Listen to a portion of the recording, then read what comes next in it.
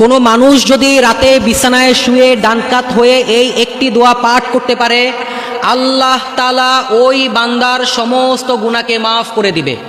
নবীজি সাল্লাল্লাহু আলাইহি ওয়াসাল্লাম বলেন যে, হে আমার সাহাবীরা, পৃথিবীর শুরু থেকে শেষ পর্যন্ত জমিনের মধ্যে কত ফোঁটা বৃষ্টির পানি পড়ছে, গাছের মধ্যে কতগুলো পাতা আছে, সাগরের কি পরিমাণ ফেনা, একটা মরুভূমিতে কি পরিমাণ বালুকণা আছে, এত গুনাহ যদি কোনো মানুষের থাকে আর ওই ব্যক্তি যদি রাতে ঘুমানোর সময় ডান কাত হয়ে মাত্র 3 বার এই দোয়াটি পাঠ করতে পারে, আল্লাহ তাআলা তার ওই সমস্ত গুনাহকে মাফ করে দিবে।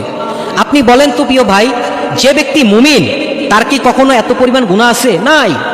একজন মুমিন কখনোই এত গুনাহ করতে পারে না।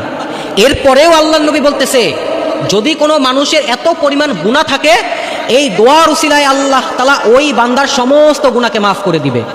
দোয়াটি হচ্ছে, আস্তাগফিরুল্লাহ রাব্বি মিন কুল্লি যামবি ওয়া আতুবু ইলাইহি লা হাওলা ওয়ালা কুওয়াতা ইল্লা বিল্লাহ। আস্তাগফিরুল্লাহ রাব্বি মিন কুল্লি যামবি ওয়া আতুবু ইলাইহি লা হাওলা ওয়ালা কুওয়াতা ইল্লা বিল্লাহ।